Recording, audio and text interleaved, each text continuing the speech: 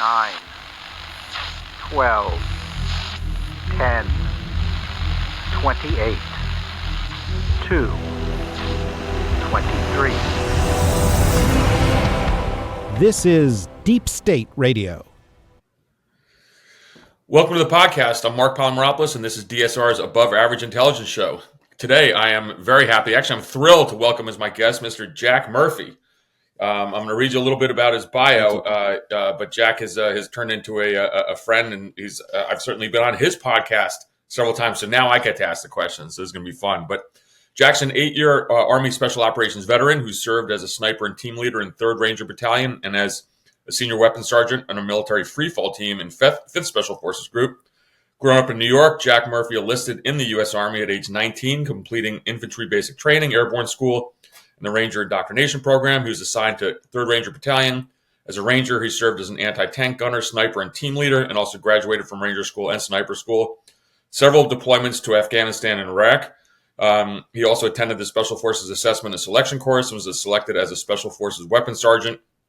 Over a year was spent training in the Special Forces Q course, including further weapons training, SEER school, language training, and more.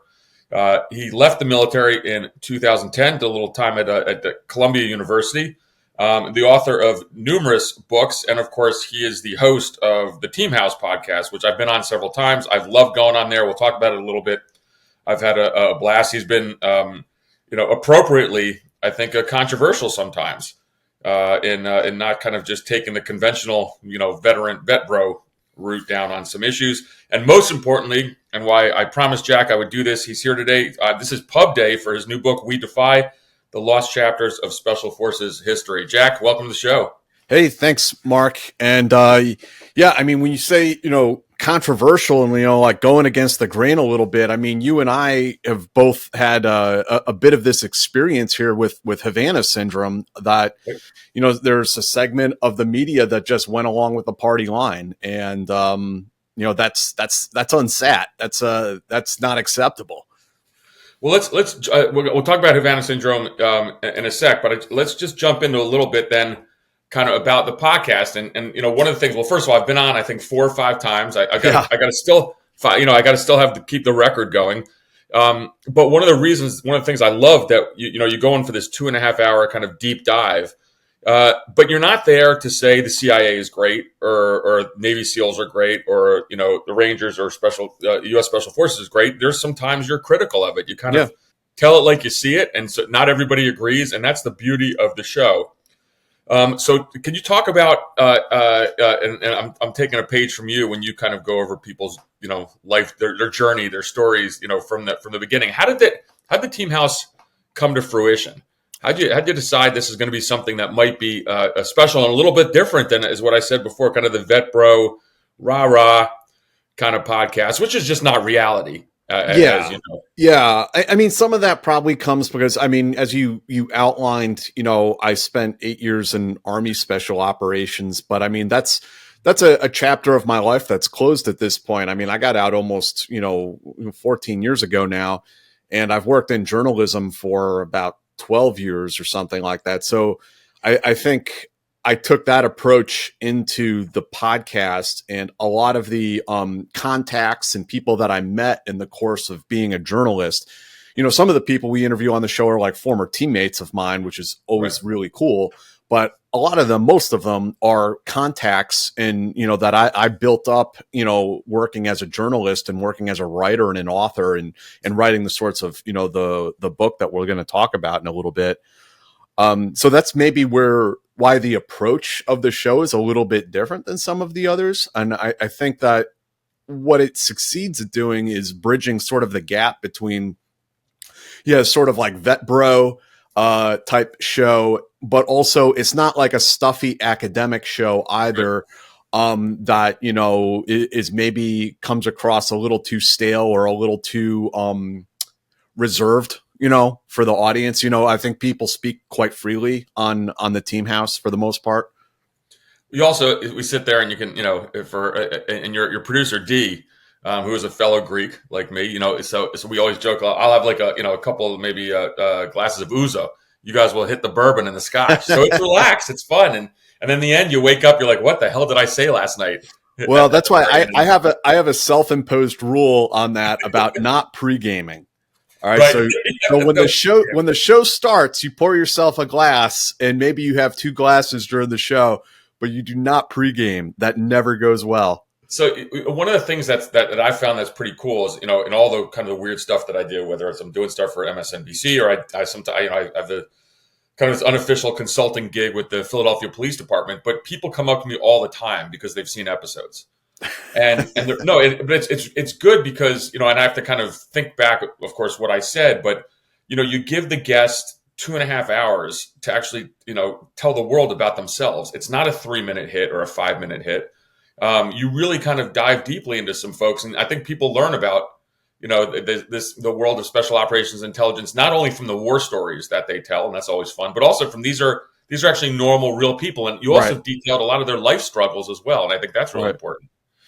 Yeah, I mean, if that's something that we can accomplish, I mean, I'd be super happy to humanize these guys a little bit. I mean, I understand that they're lauded often as almost like superheroes by the American public, and for some very good reasons, but they are human beings, and as human beings and some of the things that these guys go through, they also need some help sometimes. And, they have families and they love their kids, and, they're very much human beings as well.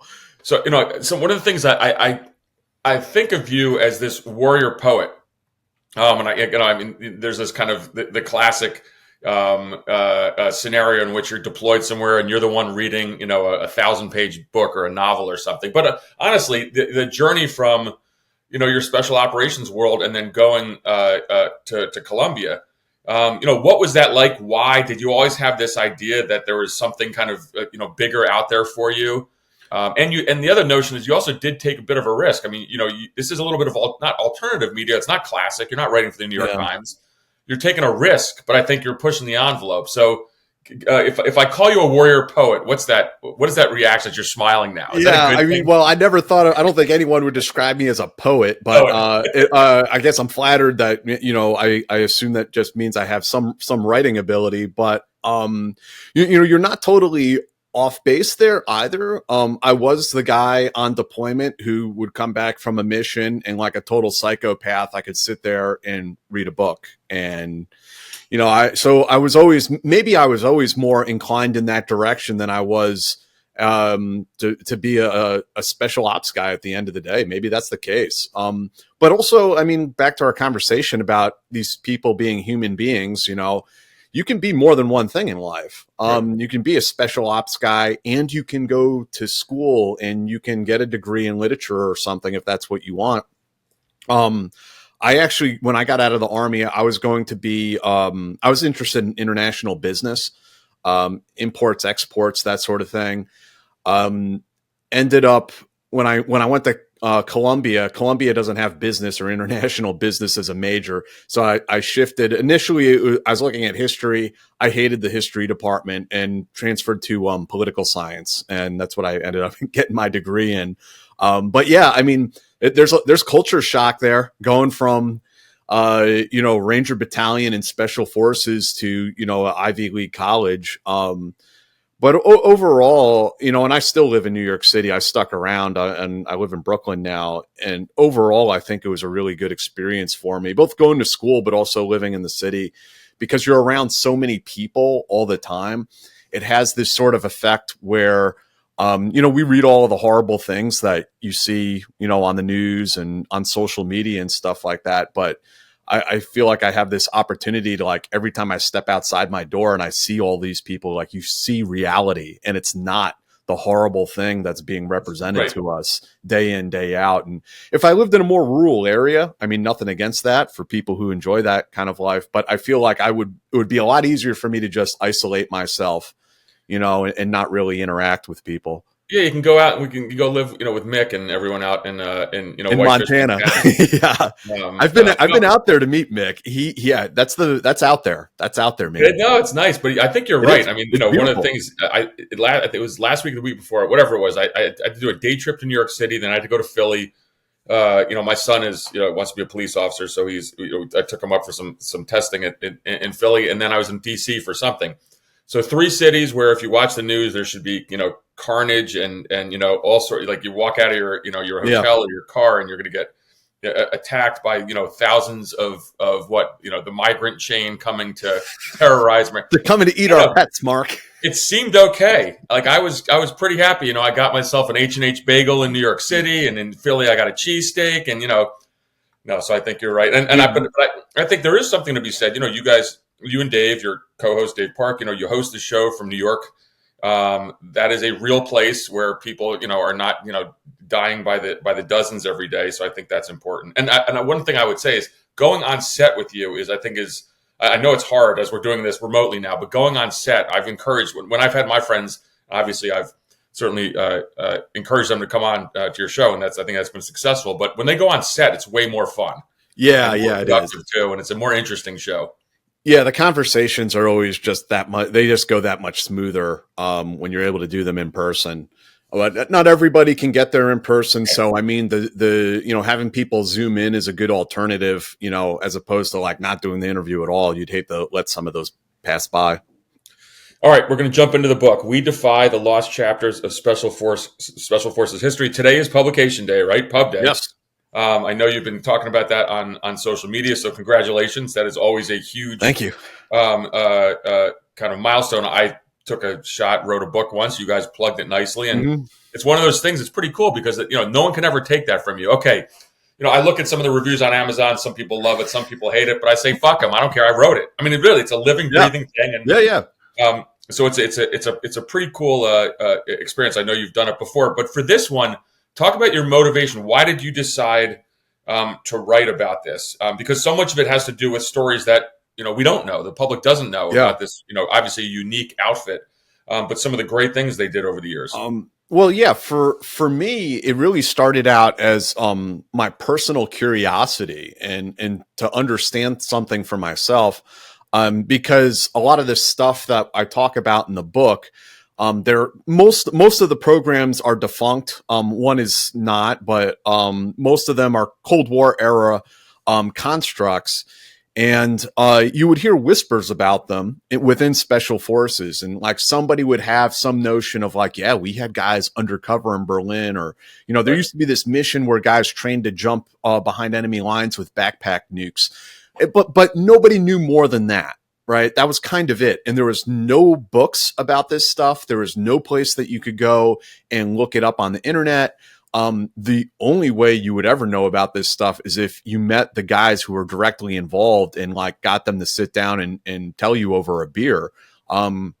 Most Americans don't have that opportunity, and neither did I when I was a young soldier. I had no way to get access to these people. Right. But those thoughts and those questions reverberated in the back of my mind. And so I set out to write about them myself. And, I think the first piece I wrote was about Blue Light, which was America's first counterterrorism team. And it took me a long time to get in touch with some of those guys. But I ended up talking to 2 of the officers, the sergeant major, and a bunch of other people. And so slowly it started to come together. And I always had this notion that, and people told me it should be a book, we want to see this, published as a book. And I just knew I had to gather enough material for it to actually become a book. And it's really, I've been working on this thing off and on for like 10 years. And it's just in the last year that I could start to see the light at the end of the tunnel. And took everything I had and put it into like a Word document to see how much do I have, and looked at it. And I was like, okay, yeah, this actually looks like it could be a book here. And then it's just, the deal when you're in writing. I mean, finalizing those last couple interviews, the last final bits of fact checking, and then all the formatting and everything else that goes into it. So I decided, I'm going to put in a bit of extra work, and I'm going to get this thing done in 2024. So it'll be out there. So there's a question that I get a lot as I've talked about, the intelligence community in public. And of course, I do go through very carefully the CIA's publication review board, because, one does have a secrecy agreement. So I can't talk about a lot of the things that my friends and I have done without the agency's approval. But I do think, and this is my question to you, I do think it's important particularly in this age of where there's a lot of distrust of the Yeah, Americans have for the government and some of the secret aspects of government. I think some transparency is important because, look, the American taxpayer is the one who funds these things. exactly. I felt like I always worked for the American people. I'm sure you felt that as well. So is that I guess the question is, will this help, as Americans learn about this incredible history of the U.S. Special Forces and what they've done? My argument would be this is actually important, even though I bet some of the people you talk to were like, I didn't ever think I'd ever be able to talk or even be willing to talk Yeah. about this. Oh, yeah. But transparency is good for that reason. And we have to, we actually, after all, did work for our fellow Americans, right? Yeah, I mean, I think in my mind, there's three main audiences for this book. The first is for the veterans, the Green Berets who served in these units themselves. And, I think they deserve the recognition. And I hope that this is the kind of book they would want to give to their kids or their grandkids and say, this is what I was a part of. The second audience, I think it's really important to reach out to young Americans, especially young special operations guys, to help them know what their lineage is. I mean, this isn't my history. This is Special Forces history. It belongs to all of these guys. I'm certainly not the gatekeeper of any of it. And then the third audience is, as you point out, the larger, wider American public, the American voting taxpayer, who does need to know what these guys did. And if we want the public to support these sorts of, in this case, special forces capabilities, we need public support. And this has always been the push and pull with special forces in particular, who they call themselves the quiet professionals. Right. And mostly they are. But if you're too quiet, you're not, I don't want to use the term advertising, but you do have to sell yourself a bit, even within the U.S. government, if you want continued funding. Well, that's a good point because, budgets, there's finite resources. I mean, budgets, are something I think, especially now are going to be taken, people are going to take a very close look at. And so you do have to make that kind of that justification, maybe, without giving too much about the book so people don't buy it. We definitely want people to go get the book.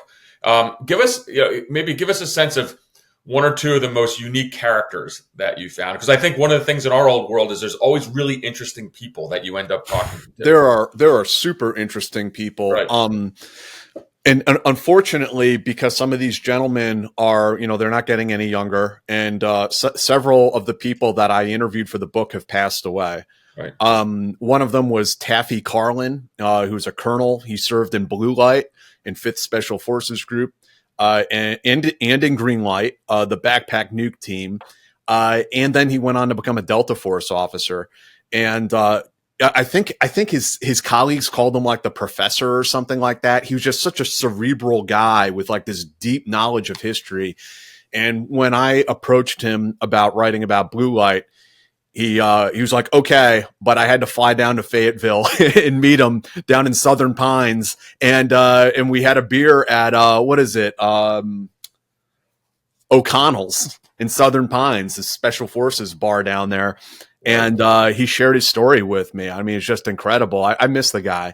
Another one was Mike Adams, Sergeant Major Mike Adams, who by the time I met him, he was like this really kind of like grumpy, crusty old Special Forces Sergeant Major, but had a really good heart. He always did. And he was just a super cool guy and had all kinds of wild experiences.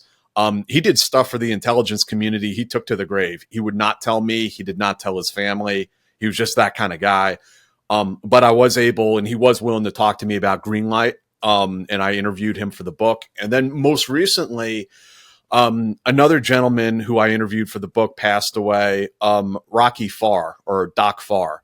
And Doc Farr was both a doctor, like an actual MD, and also a colonel in Special Forces, and is really a legend in the Green Beret community, but especially I think in special ops medicine, trauma medicine. Right. He's just a huge name in that. And he served in Vietnam and then became, everything else that he did. And I interviewed him about his time in Detachment A in Berlin, the guys who were undercover had the stay behind mission during the Cold War. So those are three guys that I interviewed who are no longer here, unfortunately. But I'm really proud to have them in the book and to help, maybe tell at least a part of their story. Yeah, and that's a legacy that maybe their families can kind of look at too. Is something going to be written? This book will be kind of a living testament to that. I know Mike Adams' family will enjoy it. I was at his wake, over the summer and got to meet his widow and his kids and everything. So it matters to them. Talk a little bit about the relationship between my old outfit, the CIA, and the SOF community. One of the things that I saw that after 9/11, of course, we were kind of, put together just because we were in the same, in essence, AO. We were in Afghanistan. But between Afghanistan, Iraq, Syria, Yemen, all these places, I actually grew up with a lot of members of the Special Operations Command. And so there actually was some trust built between the two sides. I guess what my question for you is, and I think you know about that, but looking back to some of these stories from Special Operations Forces even earlier, perhaps I'm wrong in that assessment that it didn't start just in after September 11th. The relationship between CIA and SOF went back to the Cold War. Yes. Is that what you found as well? There has always been a nexus between the CIA and Special Forces, or the Special Operations community in general. And a lot of that goes back to, if you trace it all the way back to the OSS, and those guys had a part in founding both Special Forces and the CIA. So there's a built-in connection kind of from the get-go. And that continues to this day. A lot of the special activities guys come out of the special ops community and wind up in the CIA. There's a number of people in this book, I already mentioned. One, they went to work for the intelligence community after they retired from the military. So they kind of like had two careers. It's incredible. So the liaison relationship is always there. The support relationship is there. And today there's a formalized process where the CIA can request special operations support. And I'm told vice versa, special operations can request CIA support. So that is now a formalized process that exists. No, and I think it's something that, again, I hope that when kind of the American people read the book, they certainly get that the sense of how much we've worked together over the years. I just as an aside in my career, that some of the most I think impactful and frankly exciting, invigorating operations I ran were done jointly. I remember even at the risk of getting my headquarters annoyed with me, I was in some conflict zone, and I'd take a member either of an ODA, a Special Forces ODA, or someone from the SEAL teams to an operational meeting, to an agent meeting, and that would come back, and someone would ask, "What the hell did you do that for?" And I'm like, "They're in the same freaking team. They live next to me. They have TS clearance, and they're going to action, a target based on intelligence. Why would I not do this?" So I think it always made a lot of sense to me. Let me just say one more time, we defy the lost chapters of Special Forces history. Before we go to the break, Jack, I wish you the best with this book. I can't wait to read it. I hope you're going to certainly do a lot more kind of publicity with it. I don't know if you're going to do a special Teamhouse episode. Yeah, we're doing one tonight. Talking about it. Awesome. Yeah. This is the point in the podcast where we have to say goodbye to our guests who are not yet subscribers. If you want to listen to the rest of the pod and all the other shows in full, just go to the DSRnetwork.com and click on membership. It's only $7 a month, and it brings you a lot of great bonus content. If you're not a subscriber, we hope you will be soon. And if you are one, stand by. We will be right back in a moment.